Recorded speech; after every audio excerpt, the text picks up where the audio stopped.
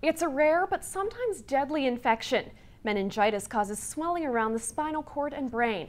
Northern Health confirms right now it's treating several cases in our city. That has some parents on edge, but the chief medical health officer says there's no need to worry.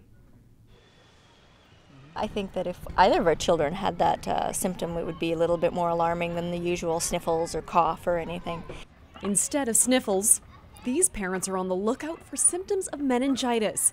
Northern Health is still trying to confirm exactly how many locals have the infection.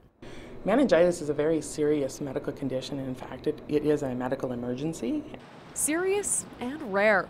According to the BC Centre for Disease Control, in 2012, only 16 British Columbians were confirmed to have the infection. Meningitis causes swelling around the spinal cord and brain. It's sometimes fatal.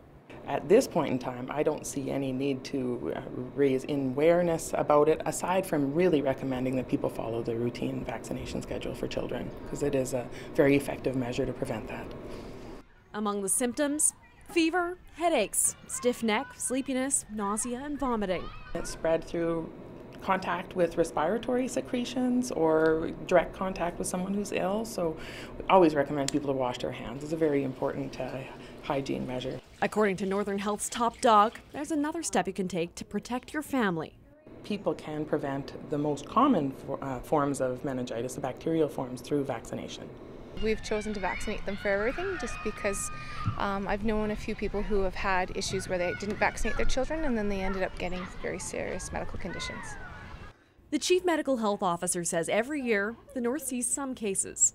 So we're not seeing anything unexpected, but we do hear that there are some cases, and I think that can be concerning for people. For kids on the playground, contagious disease is far from their minds. As for the parents, it's a different story.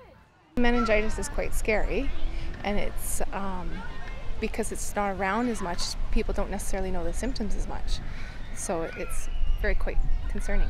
But right now, the health authority is hoping parents don't worry too much.